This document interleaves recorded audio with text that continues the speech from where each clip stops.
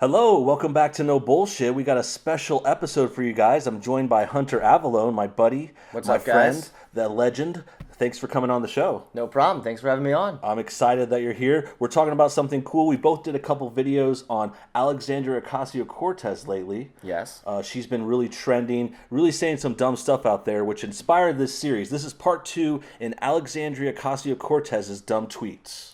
I'm very much looking forward to this.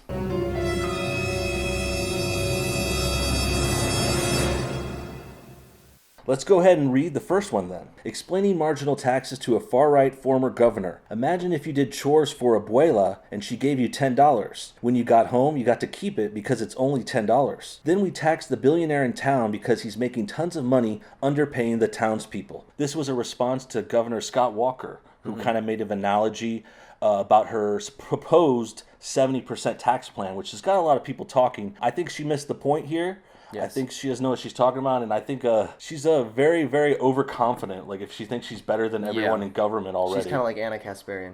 Yeah. Oh, yeah. She just thinks she's better than everyone. Okay? Much better than you. You are garbage. She's better than everyone, and, F you if you don't believe it. What makes her think she's so big? It's in part because she's, just loved by the media, and the left loves her because she preaches these cringy, normie, sort of socialism talking points. Mm-hmm. What she was proposing was a 70% marginal tax, which, for those watching, what that means is every dollar you make up until $10 million would be taxed at a normal rate, at the regular tax rate. But then any dollar you make over $10 million is then taxed at 70%, which I still think is stupid. And I think it's basically just theft at that point. Yes, and that's why a lot of people are saying this proposal is immoral. This is wrong in a lot of ways. We're paying 30% around there already, most average people, and I think that's a ton. It's really really strains you. And then to think that if you were to get that successful, God willing, someone makes something like $10 million, $20 million. I mean, you're really going to be disincentivized to go further because you're not going to get that much money after that. You can tell from the tweet she tries to paint rich people as very evil people, saying they're underpaying the townspeople or whatever, which is just honestly a dumb, stupid stereotype. If you look at people that are donating the most to charity, it's always the rich. Or if you look at how many jobs are created by people, it's always the rich creating these jobs. Elon Musk, he gets in a lot of fire for being a rich, wealthy man or whatever. But or Bill Gates is always doing charity work too. Exactly. These rich people these rich people do a lot of good with their money. And the truth of the matter is, even if they're not doing anything good with their money, even if they're just literally, if they're making all this money and keeping it just for themselves, besides, paying a regular amount in taxes, that's okay because they worked for the money and it is legally theirs. Sure. They can do whatever they want with it. Cortez embodies this sort of over-the-top entitlement attitude where she actually thinks we are entitled to someone else's money because they actually went out and worked and other people are sitting at home being lazy or just didn't have as good of an opportunity to get rich. For sure. And I'm glad you said entitlement because that's the thing, that's the key with Alex Cortez. Always, it's like a running theme. She feels entitled to other people's money. She feels entitled to all these free things from the government, free school, free abortion, free she even wants a federal jobs guarantee. Yeah, it's just so much ridiculousness, and we could see why that was our first dumb tweet. Let's go ahead and jump into the second. Tweet number 2. Why do people think they can mess with Bronx women without getting roasted? Wait, actually, I'm going to read this one in the Alex Cortez voice. Okay. Why do people think they can mess with Bronx women without getting roasted? They act as though our borough hasn't been perfecting the clapback game since the Sugar Hill Gang. Y'all just found it on Twitter. Bronx. Literally, Bronx. I mentioned this. This woman brings up the Bronx so many times. That's why every time I hear it, I just hear Bronx. That was such a big point in her campaign too. It's I'm from the Bronx. I'm from the Bronx. I'm just like you people. and of course, I mean, we can't ignore the fact that she didn't really grow up in the Bronx. A lot of her childhood was in rich suburbs. Westchester is one I found. I got a link below to some sources for that. She went to rich prep schools, and then she capitalized on this moment and pretended she's this Bronx girl, and she's still putting that on. And this tweet was her responding to Cardi B. Cardi B is a rapper from the Bronx as well, and she's also one of the stupidest people on earth. Yeah, Cardi B, kind of like what you were saying earlier. She does make some decent music, and I would be lying if I said I haven't ever enjoyed one of her songs. She's super popular, and some of them are good. But she is so stupid. Yeah. She can barely speak English. I mean, have you heard her just try to articulate things? She doesn't like. I mean, she's like, I think I did oh a my video. God, what's up, y'all? Like, it's so cringy. It's like broken English. With them dusty ass braids.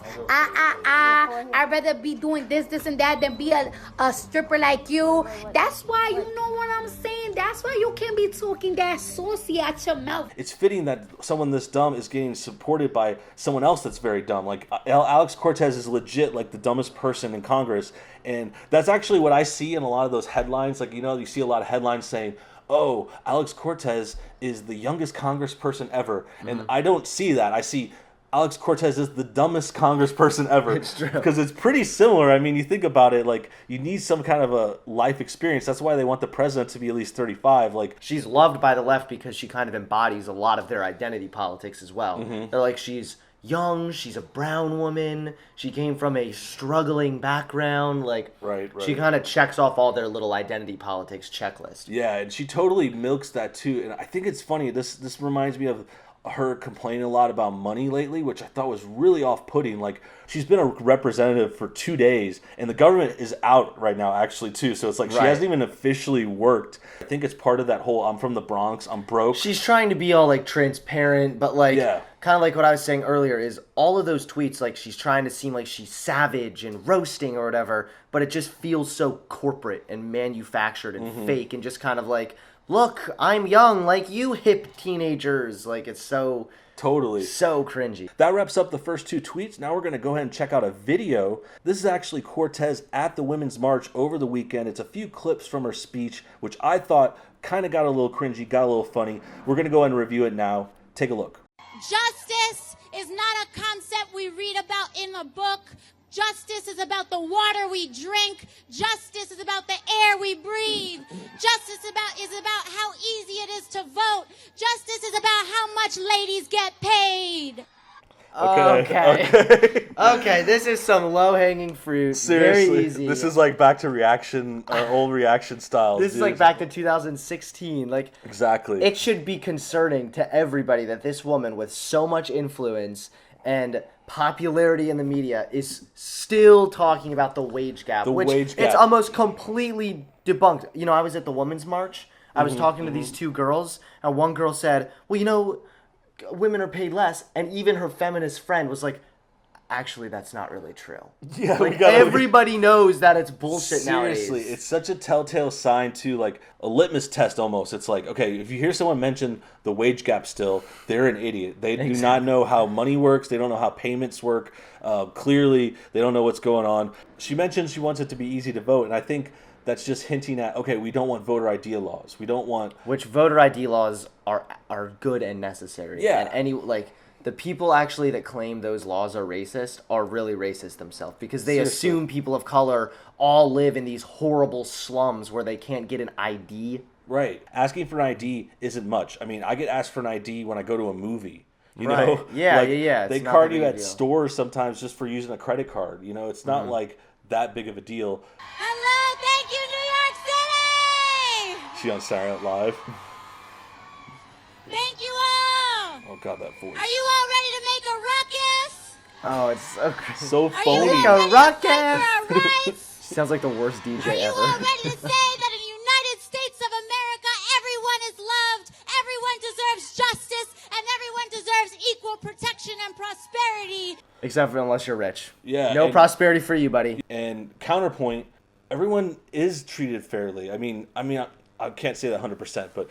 You're right. We have that. We already have that. Yeah, we have that, and it's just like she's implying there's some kind of racism, like the courts are working against minorities or something stupid. That's not happening anymore. I'm sure not everyone has had a fair shake with the cops or with the courts or with even getting a job, but that happens to every race. Right.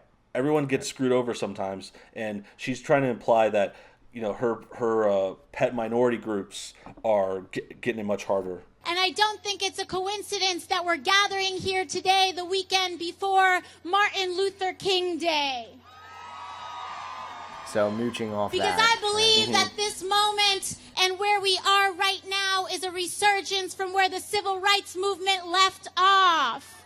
Okay, I like this part too. Because this reminds me of something I noticed last week as well. It's just that she really thinks she's saving the world.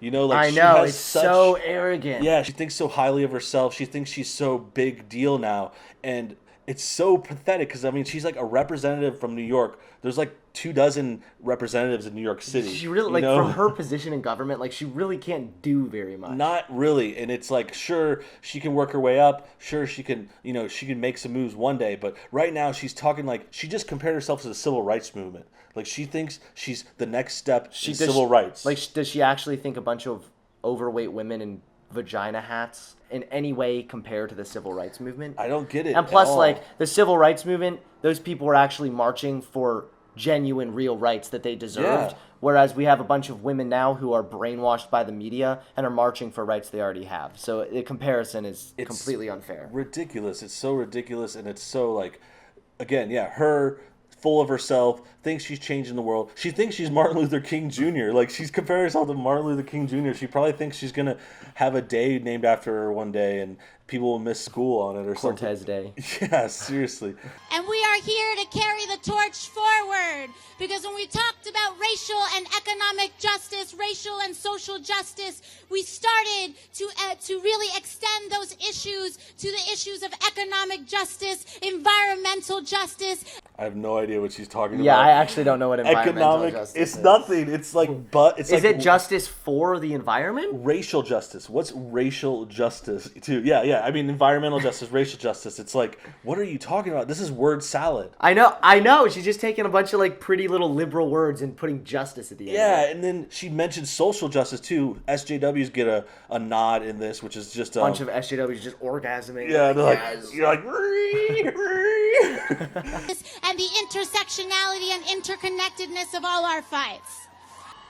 Sorry, she also said intersectionality. Yeah, which she is totally hitting on those buzzwords. Yeah. Like, you have to give her some props because she totally knows the audience she's speaking to, and she Yeah. knows how to cater to them. Mm-hmm. And she's using all these little buzzwords that feminists love. They eat that up. That's why she hinted at the wage gap, but she didn't like say wage gap because that could get her. She tried to like kind of mention it. Bounce around it, but be like, look, I'm like speaking your language, guys. It just shows what a phoney she is. So phony, and I'm not really into her public speaking. I'm not saying it's too bad, but again, I've said I don't like her voice. She sounds like a baby voice, and then also she uses a lot of hands. She's doing this in there. She's like the social justice, the intersectionality, and then so you got to get your wage gap, and then the blacks, and then we're gonna go freedom, and then we're gonna 70%, and you get a car, you get a car. She's Oprah. She's trying to be that, like, just hip, like, look how loose I am and cool. She's like, you get a benefit, you get a government benefit, you get a government job, here's a job, here's 50 minimum wage. I think we get the point. I think we see she's definitely pandering, definitely playing to the social justice crowd, playing to, just like she's a woke minority. She's trying to be poor too. Like, she wants to pretend she's poor. She's not. She grew up in a rich family. She's like, I really think she's very stupid, but then on the flip side, I think she's so smart at painting herself exactly how the left wants. Like, she is exactly what the left wants. A socialist, a minority, like, I'm down to earth, I'm hip with the youngings and all that. Like, the left, that's exactly what they're looking for. But we can tell it's so forced, but so many liberals are so dumb. A lot of people are buying it. I know, they just eat that up. They're like, oh wow, that's so cool. She's so hip and woke. I'm actually surprised. Yeah, a lot of people buy it because I thought she was I pegged her as a dummy like from day one. AOC dumb tweets. We'll be back next week. Let me go ahead and thank Hunter for coming on. Really appreciate it, buddy. Thank you, man. Appreciate Always it. good to see you. You guys make sure you check out his channel, link in the description, or you can search Hunter Avallone on YouTube. Great videos, really funny stuff. Thank you, you got some cool commentary, and you got that Women's March video coming up, right? Right, this Wednesday, trolling the LA Women's March. That's going to be awesome. So make sure you guys check that out. Subscribe, hit the like button if you enjoy this series. We'll be back next week, and we'll see y'all next time.